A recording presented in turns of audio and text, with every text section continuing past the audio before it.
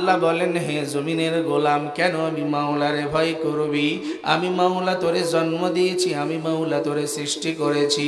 কেমনে সৃষ্টি করেছি তুমি কি জানো? ইন্না খলাকনাল ইনসানা মিন নুতফাতিন আমশাজ নাবতালিহি ফাজআলনাহু সামিআন বাসীরা। হে বান্দা, তোর বাবার পৃষ্ঠ দেহ থেকে এক ফোঁটা নাপাক পানি, যেই নাপাক পানি শরীর থেকে বাহির হলে শরীর নাপাক হয়, গোসল ফরজ হয়ে যায়, কাপড়ের নাপাকি লাগলে কাপড় ধোয়া ফরজ হয়ে যায়। এ বান্দা গোলাম, ওই এক ফোঁটা নাপাক পানি তোর মায়ের রেহিমে আমি মাওলা জমাট বন্দি করে দিলাম। ফি করারিম মাকিন, জমিনের ভিতর থেকে আলো বাতাস যাওয়ার মতো কোনো জায়গা নাই। আমি মাওলা কেমন কারিগর, তোর মায়ের রেহিমে রাখলাম 40 দিন, পানির টুকরাটারে বড় বানাইলাম, এর পরের 40 দিন পানির টুকরাটারে রক্তের পিণ্ডিলি আকার ধারণ করলাম। তাফসীরে মাজাহারি কাজী সানাউল্লাহ পানিপতি রহমাতুল্লাহি আলাইহি বলেন, এরপরে তৃতীয় 40 দিনে মাওলা সুন্দর করে বডিটাকে তৈরি করলেন। এরপরের 40 দিনে মাওলা গোশত লাগায় দিলেন। আল্লাহ ডাক দিয়ে বলে, ফাকা সাউনাল ইজামা লাহমা। এ বান্দা, তোর যেই জায়গায় যেই জিনিস বসানোর দরকার আমি মাওলা বসাইলাম। চায়া দেখ চেহারাটারে কত সুন্দর করে বানাইছি। এ গোলাম, যদি চক্ষু দুইটা মাথার উপরে দিতাম তাহলে জমিনে আমি মাওলা তোরে তেমন করে বানাইতে পারতাম। নাক দুইটা যদি পিছনে দেওয়া লাগতো দিয়া দিতে পারতাম। মুখটা সামনে আছে, কিন্তু বান্দা খাওয়ার সময় তোমার ঘ্রাণ দরকার, চোখে দেখার দরকার, আবার মুখ দিয়া চাবায়া তারপরে পেটের ভিতরে যাবে। এ বান্দা, আমি মাওলা কেমন কারিগর, তোর চক্ষুটার নিচে সুন্দর নাক দিয়া দিলাম, তার নিচে মুখ দিয়া দিলাম। চক্ষু দিয়া দেখবি, খাবার মাখাবি, তার উপরে নাক দিয়া ঘিরান নিবি। এ বান্দা, চক্ষু অন্ধ হয়ে গেছে, দেখতে পাও না, নাক দিয়া ঘিরান নিবি, খাবার ভালো না খারাপ, ঠান্ডা লাগছে, তুমি নাক দিয়ে ঘিরান নিতে পারো নাই।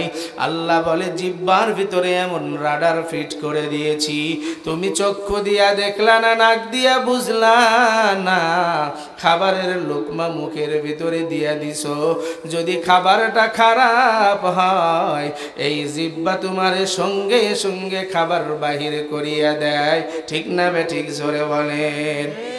খাবারের সঙ্গে ছোট্ট একটা পশম চলিয়া গেছে রে গুলাম, খাবার পেটের ভিতরে চলে যাবে কিন্তু পশম যাবে না, তোমার জিহ্বার মাথার সঙ্গে লাগিয়া থাকবে। রাডার দিছে কে? আরো জোরে বলেন না কে? এ নবীর আশিক উম্মত, আল্লাহ বলেন, এত সুন্দর করে তোরে বানাইছি রে গুলাম, জমিনের ভিতরে আসার 6 মাস পূর্বে আমি মাওলা তোর জন্য তোর মায়ের স্তনে খাবার রিজার্ভ করে রেখে দিলাম। এ বান্দা, তোর মায়ের পেটের ভিতরেও না খাওয়ায়া রাখি নাই। আমি আল্লাহ তোর মায়ের মাসিক বন্ধ করে নাভির সঙ্গে নাভি লাগায়া দিলাম, সুন্দর করে ঠান্ডা করে খাওয়ায়া বড় করছি রে গুলাম।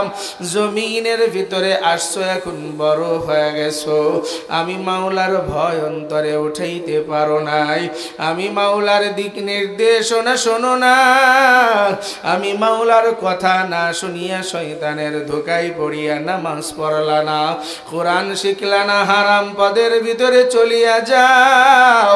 আমি মাওলা তোর মায়ের পেটের ভিতরে হারাম জবান দিয়ে খাওয়াই নাই।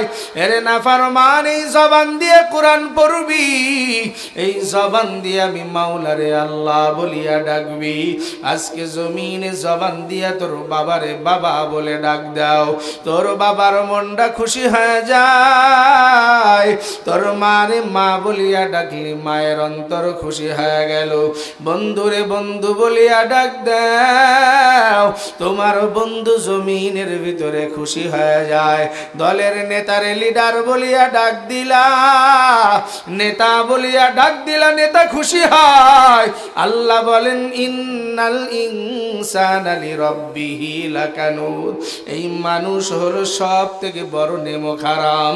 আমি মাওলা এত খাওয়াইলাম, এত পড়াইলাম, জমিনে সব কিছু আমি মাওলা দিলাম, এর উপরেও আমি মাওলার নাম জপতে চায় না, আমি মাওলার কথা জমিনে শুনতে চায় না। আমি আল্লাহ বলেছি ব্যবসাকে হালাল করেছি, সুদকে হারাম করেছি, জমিনে নাফরমান গুলা সুদ একসঙ্গে মিশ্রণ করিয়া নিছো, ঘরের ভিতরে হালাল রিজিক উঠাইতে পারলা না। আল্লাহ ডাক দিয়া বলে এর মূলে একটা কারণ, সেই কারণটা হলো জমিনে তোমার অন্তরে আমি মাওলার ভয় নাই। ঠিক না বেঠিক? জোরে কান। হে মুসলমান, আজকে সন্তানের বাবা যদি বড় করা হয়, মা জননী যদি বড় শাস্তি দেনেওয়ালা হয়, স্কুল মাদ্রাসায় যেই শিক্ষকটা বড় পেশার দেনেওয়ালা হয়, যেই শিক্ষকটা সবসময় ব্যাট দিয়া ছাত্রকে আঘাত করে, এই বাবা তাকায়া দেখবা ওই স্কুলের ওই স্যারের পড়া সন্তান আগে ঠিক করে। ঠিক না বেঠিক? জোরে বলেন। জমিনে বাবার ভয় যদি সন্তানের অন্তরে রয়ে যায়, ওই সন্তান নাফরমানি করে না, চিন্তা করে বাবার কানের ভিতরে গেলে আমাকে শাস্তি দিবে, আমাকে প্রহার করবে। আল্লাহ ডাক দিয়ে বলে রে গোলামের দল, আমি আল্লাহ দুইটা জিনিস বানাইছি, শোনস নাই? ফারিকুন ফিল জান্নাহ ওয়া ফারিকুন ফিস সাঈর।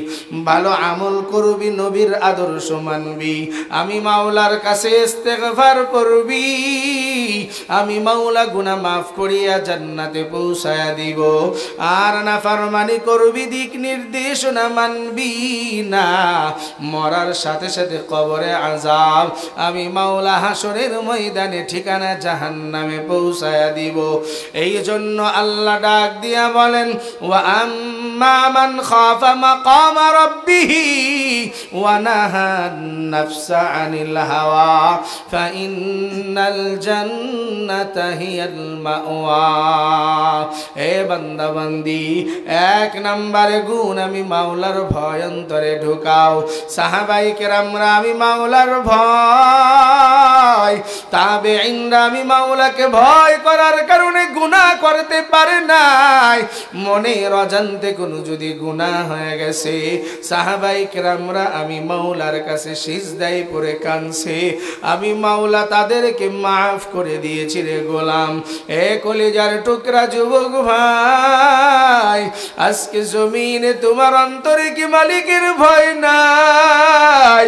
মনে করেছো এমন হেলাই খেলাই জীবন পার করিয়া দিবারে যুবক? না না, তোমার মতো আমিও কিন্তু একজন যুবক রে ভাই। মায়ের পেটের থেকে মাথার ভিতরে টুপি দিয়া আসি নাই, মুখের ভিতরে দাড়ি কিন্তু মায়ের পেট থেকে আনি নাই, গায়ের ভিতরে লম্বা জামা মায়ের পেট থেকে পরিধান করে আসি নাই। কোরআন হাদিস 25-26 বছর পরে দেখলাম আল্লাহ ঘোষণা দিয়েছে জালিকাল কিতাবুল লা রাইবা ফি, আমার কোরআনে কোনো ভুল নাই। এরে ভাই, তোমার মতো আমিও তো একজন যুবক, তোমার মনের ভিতরে যা চায় আমি বুঝি রে ভাই। কোরআন পড়িয়া দেখছি জাহান্নাম কামাই করে গেলে উপায় নাই, এই জন্য সব বাদ দিয়া মাওলার প্রেমে পাগল হয়ে দৌড়ায়, নামাজের সময় হইলে মসজিদে দৌড়ায় যায়। জমিনের ভিতরে মানুষ 1000 টাকা লক্ষ টাকা যদিও দেয়, যদি বলে হুজুর এই গুনার কাজটা করা লাগবে, আমি বলি ভাই না না, সামান্য টাকার জন্য জমিনে এমন কাজ যদি করি, আমার মাওলা পরকালে অনন্তকাল ঠিকানা জাহান্নামে দিবে। ঠিক না বেঠিক? জোরে বলেন। এরে নবীরা আশিক উম্মতের দল, তাহলে এই জন্য সর্বপ্রথম মাওলার ভয় অন্তরে উঠাও। সাহাবায়ে কেরামদেরকে দয়ার নবী ডাক দিয়া বলেন ওয়ানজির আশিরাতাকাল আকরাবিন, ও সাহাবায়ে কেরামের দল, তোমাদেরকে কি এমন ভয়ের কথা আমি শোনাবো? সব কাফেররা ডাক দিয়া বলে মুহাম্মদ, এই জমিনে তুমি তো আলামিন জিন্দেগিতে মিথ্যা বলো নাই, আমরা সব কিছু তোমার কাছেই আমানত রেখে দেই। ও আব্দুল্লাহর পুত্র মুহাম্মদ, তুমি আমাদেরকে কি বলতে চাও? দয়ার নবী সবাইকে পাহাড়ের আড়ালে নিয়ে বলে, ও দুনিয়ার মুসলমান, একটু দিলের কান দিয়া শুনিয়া নাও। আল্লাহ মক্কার সব মানুষদেরকে নবী একত্রিত করলেন, ডাক দিয়া বলে, আমি যদি বলি এই পাহাড়ের পিছনে বড় দুশমন আছে, কিছু সময়ের ভিতরেই তোমাদের উপরে আক্রমণ করবে, তোমরা কি সেই দুশমনকে ভয় পাও? সব কাফেররা বলে, মুহাম্মদ তুমি তো মিথ্যা বলো না, আমরা সব তোমার কথা মানিয়া নিলাম। আল্লাহর নবী ডাক দিয়া বলে, আমি ওই পাহাড়ের পিছনে দেখতেছি জাহান্নামের আগুন দাউ দাউ করে জ্বলতেছে রে গোলাম, এখনো সময় আছে, মাওলাকে বিশ্বাস করিয়া নাও। সব কাফেররা ডাক দিয়া বলে, তুমি ধ্বংস হয়ে যাও, এই জন্য কি তুমি আমাদেরকে ডাক দিয়েছ? এরপরেও দয়ার নবী হাল ছাড়ে নাই, ডাক দিয়ে বলে, উম্মতের দল, যখনই মানুষগুলা আমার কাছে এসে আদর্শ দেখিয়া ইসলাম গ্রহণ করেছে, আমি নবী মুহাম্মদ তাদেরকে জানায়া দিছি, মালিকের প্রতি বিশ্বাস রাখো, তার প্রতি ভয় নিয়ে জমিনে চলো, মাওলা গোলাম বানায়া দিবে। একটু জবান খুলে বলেন না সুবহানাল্লাহ। ওগো নবীর উম্মতেরা, হয়ে আজি দিশাহারা, কোরআন হাদিস ছেড়ে চলো যখন যাহা চাই মনে, নবী বিনে কে তরাবে ফুল সিরাত মিজানে। চলো চলো চলো মমিন, চলো নবীর সন্ধানে, নবী বিনে কে তরাবে ফুল সিরাত মিজানে। এমন এতিম নবী আমার, পিতা মাতা নাই যে তাহার, এরপরেও কত মারা মারলো তাকে দুশ্মনে, নবী বিনে কে তরাবে ফুল সিরাত মিজানে। চলো চলো চলো মমিন, চলো নবীর সন্ধানে, নবী বিনে কে তরাবে ফুল সিরাত মিজানে। নবীর মায়া নাই কি তোমার,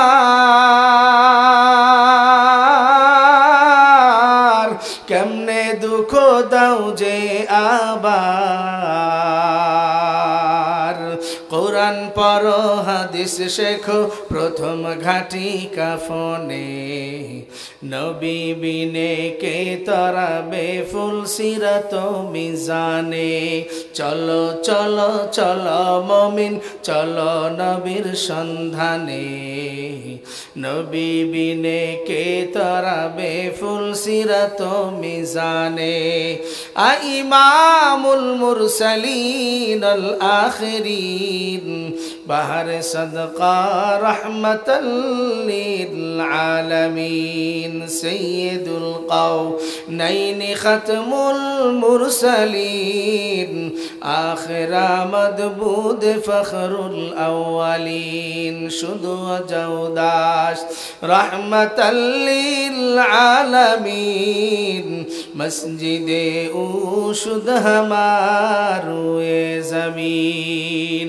এরে ইমানদার মুসলমান আল্লাহর গোলাম, তাহলে এক নম্বরে অন্তরে ভয় রাখা লাগবে কার? আর জোরে বলেন না কার?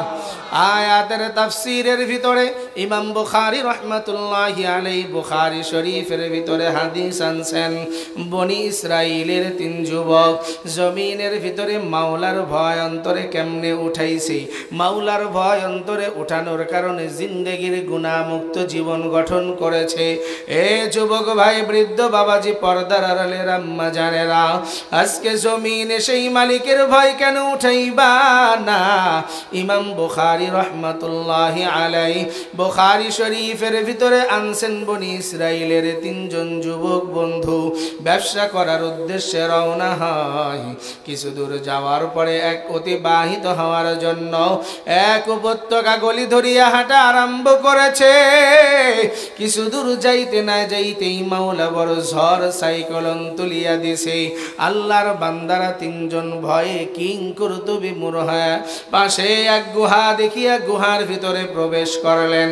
ইমাম বুখারী বলে, জমিনের গোলাম তিনজন যুবক যখন গুহার ভিতরে প্রবেশ করলেন, সঙ্গে সঙ্গে মালিকের অর্ডারে বড় একটা পাথর আসিয়া গুহার মুখটা বন্ধ হয়ে গেল। আল্লাহর বান্দারা তিনজন যুবক মিলে পাথরটাকে সরানোর জন্য অনেক চেষ্টা করে, পাথর চরিমাণ সরাইতে পারে না। তিনজন একজন আর একজনরে ডাক দিয়া বলে, বন্ধু এমন জায়গায় ঢুকে পড়েছি, এই জায়গা থেকে মরা ছাড়া রাস্তা নাই, এই জায়গা দিয়ে মানুষ তেমন অতিক্রম করে না। এখন আল্লাহর কাছে সিজদায় পড়ে কাদা ছাড়া কোনো লাভ নাই। তিন বন্ধু পরামর্শ করিয়া বলে, ভাই তাহলে জমিনে কে কি ভালো আমল করেছো, সেই আমলের কথা স্মরণ করিয়া মাওলার ভয় অন্তরে নিয়া একটু 2 রাকাত করে নামাজ পড়িয়া মাওলার কাছে ক্ষমা চাই। আল্লাহর বান্দাদের পরামর্শ নিয়া এক যুবক পহেলা ওযু করিয়া নামাজে দাঁড়াইছে। 2 রাকাত নামাজ পড়িয়া হাত তুলিয়া ডাক দিয়ে বলে, মালিক এই জমিনে আমি বড় এতিম, আমার মতো এতিম জমিনে আর কেউ নাই। এই জমিনে আমি আমার চাচা জানের কাছে মানুষ হয়েছি, আমি আস্তে আস্তে যখন বড় হয়ে গেলাম, ও মালিক আমার চাচা জানের ঘরের ভিতরে একটা চাচাতো বোন ছিল, দেখতে অনেক সুন্দরী রূপসী, আমি তার প্রেমে পড়ে যাই। ওগো মালিক, 1 দিন 2 দিন 3 দিন এমন করে তার পিছনে ঘুরি, কিন্তু কোনো সময় সুযোগ হয় না। একদিন বাহির থেকে ঘরে আসিয়া দেখলাম ঘরে চাচাও নাই চাচিও নাই, একা একা পাওয়ার পরে শয়তানের ধোঁকা অন্তরে তাপিত হয়ে গেল। আমার চাচাতো বোনকে ডাক দিয়া বললাম, বোন আমার এই জমিনে আমি তোরে বড় ভালোবাসি, আয় ঘরের ভিতরে কেউ নাই, দুজনে প্রেমে লিপ্ত হই। আল্লাহর বান্দি ডাক দিয়া বলে, ভাই ঘরের ভিতরে কেউ নাই, কিন্তু একজন আছে, তিনি কে? জোরে বলেন, আরো জোরে বলেন না কে? আল্লাহ তাবারক ওয়া তাআলার নবী মুহাম্মাদুর রাসূলুল্লাহ সাল্লাল্লাহু আলাইহি ওয়া আলিহি ওয়াসাল্লাম গারে সূরের ভিতরে বসলেন। আবু বকর সিদ্দিক ডাক দিয়া বলে, ও পয়গম্বর, ওই যে ইহুদিদের পা দেখা যায়, একটাবার যদি শুধু মাথা নিচু করে আপনাকে আমারে দেখে ফেলবে। ও পয়গম্বর, বাঁচার কোনো রাস্তা নাই। দয়ার নবী ডাক দিয়া বলেন, লা তাহজান ইন্নাল্লাহা মা'ানা। আল্লাহু আকবার, জোরে বলেন। আং সঙ্গে আছে কে? আর জোরে বলেন না কে? আল্লাহর নবী বলে, আবু বকর ভয় করো না, চিন্তার কোনো কারণ নাই। এই গুহার ভিতরে তুমি আর আমি দুজনেই সীমাবদ্ধ নয়, তোমার আমার সঙ্গে একজন আছে, তিনি হলেন আল্লাহ। ঠিক না বে ঠিক? জোরে বলেন। হে নবীর আশিক উম্মত, আল্লাহর বান্দা ডাক দিয়া বলে, ভাই আমি আল্লাহরে বড় ভয় করি। আল্লাহর বান্দা যুবক শোনে না, তার জমিনে দরাশ করে ফেলায় দেয়, তার বুকের উপরে জিনা করার জন্য চড়াও হয়। তাফসীরের কিতাবের ভিতরে আসছে, ইমাম বুখারী রাহমাতুল্লাহি আলাইহি বুখারী শরীফের ভিতরে এই আয়াতের ব্যাখ্যার ভিতরে লিখতেছেন, সঙ্গে সঙ্গে আল্লাহ বান্দিয়ার কোনো কথা নাই, চোখের কন্নার দিয়া আল্লাহর ভয়ে পানি গড়ায়া গড়ায়া পড়ে। যুবক ডাক দিয়া বলে, বোন আমার, এই ঘরের ভিতরে তুমি আর আমি ছাড়া তো কেউ নাই, দুজন একটু আরামে লিপ্ত হয়ে যায়, তুমি কেন জমিনের ভিতরে কান্নাকাটি করো? আল্লাহর বান্দি ডাক দিয়া বলে, ভাই আমার, আমি আমার ওই মাওলাকে বড় ভয় পাই হাসরের ময়দানে যদি মাওলা জেনাকারের কাতারে দাঁড় করায় দেয়। আর আমি শুনেছি জমিনে জেনাকারের শাস্তি নাকি বড় মারাত্মক হয়। ও ভাই, অন্তরে কি মাওলার ভয় জাগে না? এই কথা বলিয়া আমার বোনটা বড় চিৎকার মেরে আল্লাহ বলে ডাক দিয়েছে। ও মালিক, সঙ্গে সঙ্গে আমি দৌড় দিয়ে পালাইছি। ওই দিন থেকে আর কোনো দিন আমার বোনের সামনে দাঁড়াই নাই। ওগো আল্লাহ, একমাত্র আপনার ভয়, আপনার জাহান্নামের ভয়ের কারণে বোনটার কাছ থেকে দৌড়াইয়া পালাইছি। ও মালিকের পর থেকে আর কোনো গুনার কাজ করি নাই, জমিনের ভিতরে নামাজ কালাম তসবিহ তাহলিল ছাড়ি নাই। ওগো আল্লাহ, যদি এটা আপনার একমাত্র মুহাব্বত আর ভয়ের কারণে করে থাকি, আজকে 3 বন্ধু মিলে গুহার ভিতরে পড়িয়া গেছি রে আল্লাহ। আপনি ছাড়া বাঁচানোর মতো কেউ নাই। তাফসীরের কিতাবে আসছে আল্লাহর বান্দা দোয়া করতে দেরি হয়, আমার মাওলা 3 ভাগের 1 ভাগ পাথর সরায়া দিতে দেরি করে নাই। কাদেরে কুদরত দারি বর কামাল, আন্তা হাসবি আন্তা রব্বি জুল জালাল। তুহি কাদের জলিলুল্লাহ জাহাদার, বাহর হালে তুহি মেরা নিগাহদার। আমাদের রবকে আরো জোরে জবান খুলে বলেন না কে? একটু ডাক দেন না আল্লাহ, আর জবান খুলে বলেন না আল্লাহ। প্রথম বন্ধুর দুয়ার পরে দ্বিতীয় বন্ধু হাজির হয়। 2 রাকাত নামাজ পড়ে হাত উঠাইছে, আল্লাহ জমিনে আমার মা বাবা, আজকে বাবা নাই মা আছেন বড় দুঃখিনী, জমিনে বড় অসুস্থ রোগা, আমার 2টা সন্তান বিবি ছাড়া ঘরে কেউ নাই। ওগো মালিক, আপনি বলেছেন ইন্নাল জান্নাতা তাহতা আকদামিল উম্মাহাত, মায়ের পায়ের নিচে সন্তানের জন্য বেহেশত। জবান দিয়ে দয়ার নবী শুনাইছেন, হুয়া জান্নাতুকা ওয়া নারুকা। ও মালিক, মা বাবা খুশি হলে নাকি আপনি খুশি হন, মা বাবা নারাজ হলে নাকি আপনি নারাজ হন। জমিনে আমি একজন কাজ করিয়া খাই, 4 দিন 5 দিন জমিনে কোনো কাজ নাই, আবার ঘরের ভিতরে খাবারের মতো কিছুই নাই। ওগো আল্লাহ, বিবি 5ম দিন ডাক দিয়া বলে, স্বামী আমার আজকে যদি বাজার করে না আনেন খাইতে পারবো না। আল্লাহর বান্দা যুবক বলে, মালিক সারাদিন রিজিকের তালাশে বাহির হয়। আল্লাহ আদেশ করেছেন সূরা জুমআর ভিতরে, ফাইজা কুদিয়াতিস সালাহ ফান্তাশিরু ফিল আরদি ওয়াবতাগু মিন ফাদলিল্লাহ ওয়াজকুরুল্লাহা কাসীরান লাআল্লাকুম তুফলিহুন। হে বান্দা, নামাজ শেষ হওয়ার পর হালাল রিজিক তারাশে জমিনে বাহির হও। আমি মাওলার নামের তাসবিহ জবানে নাও। আমি মাওলা হালাল রিজিক জমিনে ছড়ায়া রাখছি। এ নাফরমানের দল, ওই রিজিক গুলা তালাশ করিয়া নিয়া খাও, পান করো, ইবাদত করো।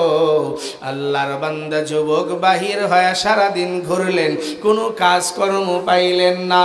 সন্ধ্যার পরে আসার সময় যখন মনটা খারাপ করে রওনা দেয়, আর মনে মনে বলে, মালিক ঘরের ভিতরে দুঃখিনী মা না খায়া রইছে, আমার কলিজার টুকরা 2টো সন্তান, আমার বিবি না খায়া জমিনে রইছে রে আল্লাহ। এই জমিনে আপনি যদি রিজিকের ওয়াসাত না দেন, আমি কোথাও তালাশ করিয়া পাইব না। আল্লাহর বান্দা যুবক এমন বলতে বলতে রওনা হয়। কিতাবের ভিতরে আসছে, কিছু দূর যাওয়ার পর দেখে এক বৃদ্ধ মানুষ শুধু পায়চারা করে। যুবককে দেখিয়া ডাক দিয়া বলে, ও বাবা, জমিনে আমার রাখালটা ছুটিতে বাড়িতে গেছে, আমার অনেকগুলি উট আছে, অনেকগুলি বকরি আছে, তুমি কি একটু দুধ দুয়ায়া দিতে পারবা? এরে বাবা এর বিনিময়ে তোমারে 5 দিরহাম দিব, আরো কিছু খাবারের জন্য দুধ। আল্লাহর বান্দা যুবক শুকরিয়া আদায় করলেন, বলে ও চাচা জান আমি পারবো, দেন কোথায় আমারে দেখায় দেন। আল্লাহর বান্দা যুবক সব গাভিনীর থেকে দুধগুলো দহন করে দিলেন। আল্লাহর বান্দা বৃদ্ধ মানুষ খুশি হয়ে তারে 6 দিরহাম দিয়া দেয়, আর বড় একটা পাত্রের ভিতরে দুধ দিয়া দেয়। ও বাবা মনে কিছু নিও না, তোমারে কষ্ট দিয়া দিলাম। আল্লাহর বান্দা যুবক বলে আল্লাহ, দুধ 2টা নিয়ে জমিনে বাড়ির দিকে রওনা হইলাম। রাত্র গভীর হয়ে গেছে, বাজার ঘাটে কিছু নাই। আমি মনে মনে চিন্তা করলাম রাতের বেলায় দুধটুকু জাল দিয়া সবাইকে খাওয়াই, এরপরে সকাল বেলায় বাজার করব। ও মালিক, ঘরের ভিতরে ঢোকার সঙ্গে সঙ্গে আমি লুকায়া লুকায়া দুধটাকে গরম করেছি, ঘরের কেউ টের পাই নাই। নিয়ত করেছি আগে মারে খাওয়াবো। ও মালিক, আমি দুধ গ্রহণ করিয়া গরম করিয়া ঘরে আসছি, আসিয়া দেখছি মা জননী ঘুমায়া গেছে। আমার মাকে আমি ডাকি নাই, মাথার কাছে দাঁড়ায়া রইছি। আমার 2টা সন্তান এসে বলে আব্বু খাইতে দাও, আমি আমার সন্তানদেরকে খাইতে দে নাই। ওরে মালিক, আমার সন্তানগুলা চিল্লায়া চিল্লায়া কানতে কানতে ঘুমায়া গেছে। রাত্র গভীর হয়ে গেছে। বিবি আমাকে বলে ও প্রাণের স্বামী আমার, আজকে এখন যদি খাইতে না দাও আমি কিন্তু মারা যাব। আমি ডাক দিয়া বললাম বিবি একটু ধৈর্য ধারণ করো, প্রতিদিন মাকে না খাওয়ায় তোমাদেরকে তো খাওয়াই নাই, আগে আমার মা জননীকে খাওয়াবো। আমার মা খায়া বাঁচলে তোমরা খাইবা। আল্লাহর বান্দা যুবকরা আজকে ওই মায়ের সঙ্গে কেমনে বেয়াদবি করো রে ভাই। জমিনে যার ঘরে মা নাই ওই বোঝে কি নিয়ামত হারাইছি, জমিনে যার বাবা নাই সেই বোঝে কি বটের ছায়া হারাইছি।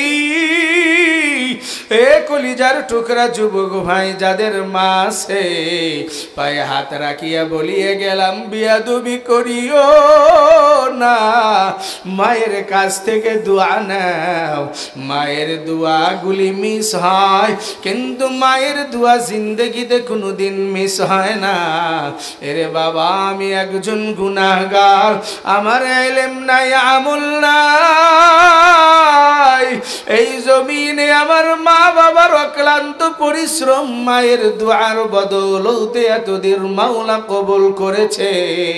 উস্তাদদের বুজুর্গদের নেক নজর, আমি আমার মাকে নিয়ে গর্ব করি। জমিনে আমরা 4 ভাই বোন, সবাই হাফেজ আলেম, সবাই মাদ্রাসার খাদেম। এরে গোলাম, জমিনে আমার মা এমন ধন্য মা। প্রতিদিন প্রোগ্রামে যাওয়ার সময় মায়ের কাছে যায় বসিয়া বলি মা আজকে অমুক জায়গায় যাওয়ার জন্য রওনা হই, ওগো মা একটু দোয়া করিয়া দাও। আমার মা কি দোয়া করে জানোনি? আমার মা মাথা নাড়ে আর বলে মালিক, জমিনে কোনো কিছুর মালিক আমি নয়, সব কিছুর মালিক হলো আল্লাহ। তুমি সন্তানদেরকে দিয়েছো আমানত, তোমার রাস্তায় ছোটবেলায় কুরবানি দিয়া দিছি।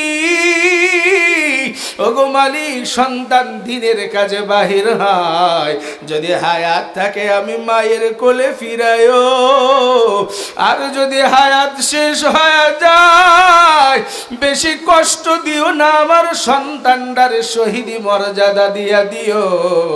এর এলাকার আম্মা জান মনটাই কি চায় না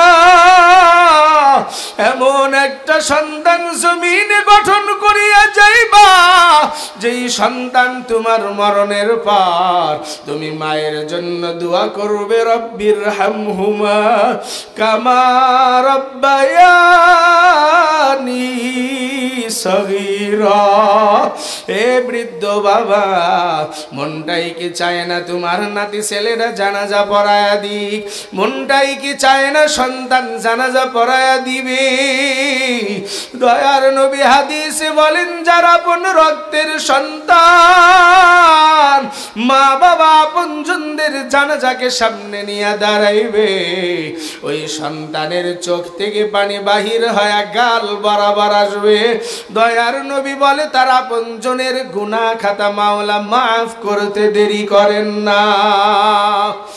এ যুবক ভাই, বৃদ্ধ বাবা, যাদের মা আছে বাবা আছে, নিয়ামত মনে কর, মায়ের খেদমত করো, মায়ের কাছ থেকে দোয়া নাও। মায়ের দোয়া নিয়া বাইজিদ বুস্তামি সুলতানুল আরিফিন, মায়ের দুয়ার কারণে আব্দুল কাদের জিলানী বড় আলেম, মায়ের মেহনতের কারণে ইমামে আজম আবু হানিফা বড় ইমাম। আজকে তোমার মায়ের দোয়া কেন নিতে চাও না? মায়ের সঙ্গে খবরদার বেয়াদবি করিও না, ওই মাকে আর কষ্ট দিও না রে ভাই। মা কেমন জিনিস জানোনি? তুমি বাহির থেকে 1 মাস পরে বাড়িতে আসবা, প্রবাসে 5 বছর থাকিয়া বাড়ি আসবা, সব মানুষগুলা তোমার লাগেজের দিকে তাকাবে, সব মানুষগুলা তোমার পকেটের দিকে তাকাবে, সব বন্ধুগুলা নিয়ত করে বসবে, আমার বন্ধু আমার জন্য কি আনছে। ভাই চিন্তা করবে আমার ভাই বিদেশ থেকে কি আনছে, বোন চিন্তা করবে আমার ভাই আমার জন্য কি আনছে, ঘরের বিবি সেও চিন্তা করবে বিদেশ থেকে আমার স্বামীটা কি নিয়ে আসছে। যদি কারোর মন মতো কিছু না হয়, ওই বেচারাদের মন খারাপ হয়। কিন্তু ঘরের কন্যারে তাকায়া দেখবা মা জননী তোমার চেহারার দিকে তাকায়া বলে, কলিজার টুকরা সন্তান আমার, এই জমিনে ঠিক মতো বুঝি খাস নাই, এরে বাবা তোর শরীরটা শুকায় গেছে। এ ভাই যদি ডাক দিয়া বলো মা, সবাই তো আমার ব্যাগের দিকে চায়া রইছে, তোমার কি মনের ভিতরে কিছু আশা জাগে না? মা ডাক দিয়া বলে, ও বাবা আমার, তুই বিদেশে যাওয়ার পরে আমি ঠিক মতো খাইতে পারি নাই, ভালো জিনিস রান্না করিয়া খাইতে বসলে মুখের ভিতরে যায় নাই। এরে বাবা তুই কি বলস, কোনো কিছুর দরকার নাই। এ বাবা তুই যা পছন্দ কর সব রান্না করেছি, আয় হাত মুখ ধুয়ে আয়, তোরে মুখে উঠায়া খাওয়াই। এরে কলিজার টুকরা যুবক ভাই, ওই মায়ের থেকে দোয়া নাও, মায়ের কাছ থেকে দোয়া নিয়ে জমিনে চলো। আল্লাহর বান্দা যুবক ডাক দিয়া বলে, ও প্রাণের বিবি আমার, একটু অপেক্ষা করিয়া নাও, আমি আগে মা জননীকে খাওয়াবো, এরপরে জমিনে তোমাদেরকে পান করাইব। রাত্র যখন গভীর হয়, ফজরের সময় হয়ে গেল, আল্লাহর বান্দির ঘুম ভাঙিয়া গেছে, তাকায়া দেখে সন্তান দাঁড়ায়া রইছে, হাতের ভিতরে দুধের পিয়ালা। ও কলিজার টুকরা বাসাধন আমার, কেন এই জায়গায় রাত্রভর দাঁড়ায়া রইছ? আল্লাহর বান্দা যুবক বলে, মালিক, আমার মাকে বললাম, ও মা আপনার জন্য দুধ নিয়ে আসছি, আজ 2-3 দিন খাইতে পারেন নাই। আমার মা ডাক দিয়া বলে, আমার ভাইদেরকে খাওয়াও নাই, আমার বউটারে তুমি খাইতে দাও নাই।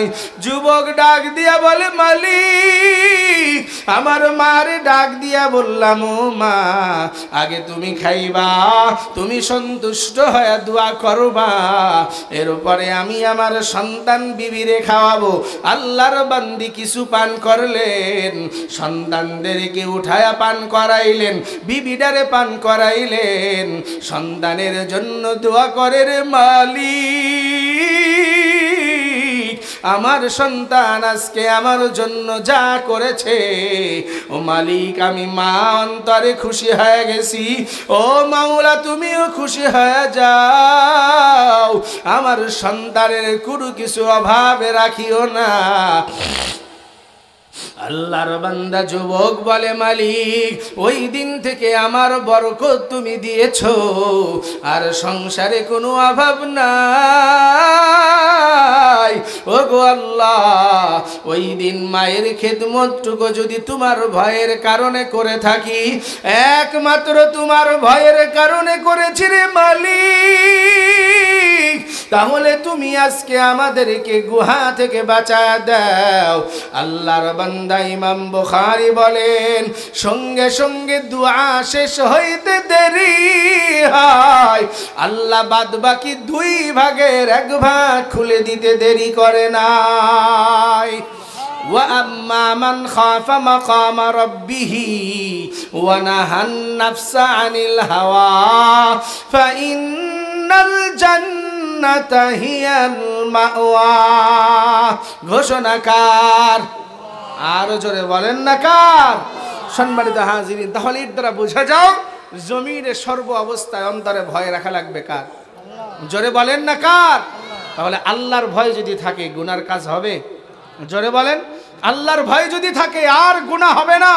হাজার পাহাড় সমপরিমাণ সম্পদ যদি সামনে আসে, অনেক কিছু যদি সামনে আসে, তাহলে বান্দা মালিকের ভয় অন্তরে থাকলে আর জিন্দেগিতে গুনাহ হতে পারে? কি কথা ঠিক না বাবা? কি বিরক্ত হচ্ছেন আপনারা আল্লাহর বান্দারা? তাহলে 2টা কথা বললাম, তাহলে বিস্তারিত লম্বা আলোচনা আছে আয়াতে, বলতে গেলে রাত শেষ হয়ে যাবে, বলে শেষ করা যাবে না ভাই। এই জন্য তাহলে 2টা কথা বললাম। 2 জন যুবকই আল্লাহর ভয়ে, মালিকের ভয়ে, আল্লাহর কাছে ভয় করে গুনাহ থেকে জীবন পরিত্রাণ করেছে। দ্বিতীয় যুবক আল্লাহর ভয়ের কারণে মায়ের সেবা আগে করেছে, আল্লাহ তাবারক ওয়া তাআলা তার জন্য দ্বার খুলে দিয়েছে, বলেন না সুবহানাল্লাহ। তৃতীয় যুবক নামাজ পড়ে দোয়া করে, মালিক জমিনে আমি বড় একজন রাখাল ছিলাম, আমার মালিকের অনেক ভেড়া উট দুম্বা ছিল, জমিনের ভিতরে চড়াইতাম। জমিনের ভিতরে একদিন সন্তান অসুস্থ, মালিককে বললাম ছুটি দেন। আমার মালিক ডাক দিয়ে বলে, ছুটি দেব কিন্তু তুমি অর্ধেক বেলা কাজ করেছো, আজকের মজুরি পাবা না। আমার মালিক জমিনে এই কথা বলার পরে আমি বললাম, মজুরি দেন আর না দেন আমার বাড়ি যেতে হবে। চলে গেলেন বাড়িতে। যাওয়ার পরে সন্তানদেরকে লালন পালন করতে গিয়ে আল্লাহর বান্দা আর ফিরত আসে নাই। কিন্তু ওই যে মালিক আমার যিনি ছিলেন, তিনি আমার সঙ্গে এতটুকু বেইনসাফি করার কারণে আল্লাহ ওই দিন থেকে তার পতন শুরু করেছে। তার আস্তে আস্তে সব সম্পদ ধূলিসাৎ হয়ে গেছে। তিনি বুঝতে পারে নাই। একদিন চিন্তা করলেন এমনটা হয় কেন? তখন তার মাথার ভিতরে চিন্তা আসলো, আমি না অমুক রাখালের সঙ্গে এই খারাপ আচরণ করেছি। তখন ওই দিনের আমার অর্ধেক বেলার যেই পারিশ্রমিক ছিল, ওই পারিশ্রমিক থেকে তিনি একটা বকরি ক্রয় করলেন। ক্রয় করার পরে আলাদাভাবে ওইটা আবার লালন পালন করতে লাগলেন। ও মালিক, ওই আমার মালিকের সব শেষ হয়ে গেছে সম্পদ, এখন কিচ্ছু নাই। আমার ওই মজুরির টাকা দিয়ে যেই বকরি কিনেছিল, সেখান থেকে 100 বকরি ছাগল হয়ে গেছে, এখান থেকে অনেক বড় পাল হয়ে গেছে, আর ওই মালিকটাও বৃদ্ধ হয়ে গেছে। প্রতিনিয়ত আল্লাহ আপনার কাছে ইস্তেগফার পড়ে আর তওবা করে, ও মালিক আমি ওই যুবকটাকে বড় কষ্ট দিয়েছি, জীবনে মরণের আগে যদি তারে পাইতাম তাহলে আমার এই মাপটুকু চেয়ে তার সম্পদ তারে বুঝাইয়া দিতাম। ওগো আল্লাহ, এমন করে চলতে চলতে আমি হঠাৎ একদিন ওই রাস্তা দিয়ে যাইতে লাগছি। তখন ওই ব্যক্তি আমার দেখে বলে, ভাই তুমি অমুক না? বলে হ্যাঁ। বলে একটু তোমাকেই তো তালাশ করি। বুখারী শরীফের ভিতরে আসছে, ইমাম বুখারী বলেন, তখন ওই যুবক ডাক দিয়ে বলতেছে, কেন ভাই? বলে তোমার যে আমি পারিশ্রমিক দেই নাই, তারপর থেকে আল্লাহ আমার সম্পদ সব ধূলিসাৎ করে দিয়েছে, কিন্তু ওই অর্ধেক পারিশ্রমিক টাকা দিয়ে একটা বকরি থেকে এই যা দেখতেছো পাল সব তোমার, এই মালিকানা তুমি একটু নিয়ে নাও আর আমারে মাফ করে দাও। ওগো মালিক, ওই দিন আমি একমাত্র তোমার ভয়ে ওই আল্লাহর বান্দারে মাফ করে দিয়েছিলাম, এবং আমার কাছে যেই সম্পদ দিয়েছিল এই ছাগলগুলা বকরিগুলা আমি আবার তাকে হাদিয়া দিয়েছিলাম। ও মালিক, তখন তো তুমি আমাকে অভাবে রাখো নাই, তুমি আমার অঢেল সম্পদের মালিক বানিয়েছো। আমি তার থেকে নিয়ে আমি আবার তাকে মাফ করে তাকেই মালিক বানিয়ে দিছি। ও মালিক, এটা যদি তোমার ভয়ে করে থাকি তাহলে আমাদের 3 বন্ধুকে গুহা থেকে পরিত্রাণ করো। ইমাম বুখারী বলেন, ওই তৃতীয় ব্যক্তির দুয়ার সাথে সাথে আল্লাহ গোটা পাথরটাকে ওখান থেকে সরাইয়া দিলেন। জবান খুলে বলেন সুবহানাল্লাহ। তাহলে এটা কিসের বিনিময় হয়েছে ভাই? জোরে বলেন, কার ভয়ে? কার ভয়ে? তাহলে এক নম্বরে গুণ অন্তরে উঠানো লাগবে, মালিকের ভয় উঠানো লাগবে। কি পারবো না ইনশাআল্লাহ? দ্বিতীয় নম্বর, নফসের খায়সাতের বিরুদ্ধে অল্প একটু বলেই শেষ করে দেই। নফস চায় জমিনের ভিতরে গুনার দিকে যাইতে। এই শীতের ভিতরে কার মনে চায় যে ফজরের সময় ঠান্ডা পানি দিয়ে ওযু করে নামাজে যাই? মনে চায়? মনে চায় না, কিন্তু পড়তে হবে। ওই নফসকে বুঝাইতে হবে না, এর বিরুদ্ধেই তোমাকে যেতে হবে। নফস চায় যে টাকার বান্ডিল একটা সুদের ঘুষের দেখা যায়, ইচ্ছা করলেই তুমি নিতে পারো, কিন্তু নফসকে বুঝাইতে হবে যে না, এটা খাইলে আমার বিপদ আছে। কি কথা ঠিক না? জোরে বলেন। নফস চায় বেগানা নারীদেরকে মোবাইলের মাধ্যমে দেখি, টিভিতে দেখি, বেগানা নারী উলঙ্গ হয় তাদেরকে দেখি, কিন্তু নফসকে বুঝাইতে হবে যে এটার দ্বারা জেনার গুনাহ হয়ে যাবে, আমার রব আমাকে জাহান্নামে জেনাকারের কাতারে দাঁড় করাবে। কি কথা ঠিক না? জোরে বলেন। নফস সবসময় চাবে দুনিয়ার চাকচিক্য আরামের দিকে, আপনি সবসময় নফসকে উল্টাটা চলাবেন। এটাকে বলে নফসের খায়সাতের বিরুদ্ধে চলা। নফস চাবে হারাম জিনিস উপার্জন করতে, কেননা হারামে আরাম বেশি। কি কথা ঠিক না? জোরে কন। হারামে আরাম বেশি, এটা দুনিয়ার নাস্তিক্যবাদীর কথা, কিন্তু হারামে কোনো আরাম নাই। কথা কয় না? হারামে কোনো আরাম আছে নাকি? যারা দুনিয়া এই সমস্ত কাজকর্ম করিয়া বেড়ায়, একেবারে বেশিরভাগ দেখবেন তাদের সন্তানদের হালত, আল্লাহ না হলে ন্যাংরা বানাই দিছে, না হয় কানা বানাইছে, না হয় দেড় ব্যাটারি বানাইছে, না হয় অনেক রকম বানাই দিছে। কি কথা কন? কি ভুল বললাম? মানুষের হক নষ্ট করবা তুমি, আর আল্লাহ তোমার সঠিকভাবে রাখবে, এত সোজা, এত সহজ না। এই জন্য ভাই বাবাজি, মানুষের হক নষ্ট করা এটা মারাত্মক অপরাধ। আল্লাহ জায়গায় জায়গায় বলেছেন, ইন্নাল্লাহ আলা কুল্লি শাইইন কাদির, আমি আল্লাহ তোমাদের সব কিছু করতে পারি, কিন্তু একটা পারবো না। যদি বান্দার সরিষার দানা সম পরিমাণে যদি হক নষ্ট করে আসো, ও না মাফ করা পর্যন্ত আমি আল্লাহ তোরে মাফ করতে পারবো না, এই ক্ষমতা আমার নাই। কি কথা ঠিক না? জোরে বলেন। এই জন্য রাসূল বলেন ইবাদতের দুইটা দিক, এক হলো হুকুকুল্লাহ, আর একটা হলো হুকুকুল ইবাদ। বান্দা নামাজ ফরজ পরশ নাই, আল্লাহ ইচ্ছা করলে তোরে মাফ করে দিতে পারে। রোজা ফরজ ছিল রাখস নাই, আল্লাহ ইচ্ছা করলে তোরে মাফ করে দিতে পারে। হজ ফরজ হয়েছে করস নাই, আল্লাহ ইচ্ছা করলে তোরে মাফ করে দিতে পারে। কিন্তু জমিনের ভিতরে সরিষা দানা সম পরিমাণ কাউকে জবান দিয়ে কষ্ট দিয়েছো, আইল ঠেলে কাউরে হক নষ্ট করেছো, সন্তানদের হক ঠিকমতো মা বাবা দাও নাই, ছেলেদেরকে দিছো, মেয়েদের দাও নাই, বা বাবা মারা যাওয়ার পরে বড় ভাই একাই আত্মসাৎ করেছো, ছোটদেরকে সঠিকভাবে দাও নাই, তুমি হক মেরে খেয়েছো। সমাজের নেতা হইছো, জমিনে এতিমদের কাঠ মেরে খাও। সমাজের নেতা হইছো, মনে যা চাই তাই করতেছো, মানুষকে কষ্ট দিয়েছো। আল্লাহ কয় হাসরের ময়দানে আগে তার কাছ থেকে মাফ চাবি, তারপরে আমি মাওলা মাফ করবো, নাইলে মাফ নাই। কি কথা ঠিক না? জোরে বলেন। বান্দার হক খুব মারাত্মক বিষয়। এই জন্য ভাই বাবাজিরা, আল্লাহর ভয় অন্তরে আনবো, নফসের খায়সাতের বিরুদ্ধে চলবো, মালিকের ইবাদত করব, নবীর শরীকা সুন্নত মানবো। রাজি আছি রে ইনশাআল্লাহ? কারা কারা রাজি আছি একটু হাত উঠায় দেখাই, লিল্লাহে তাকবীর।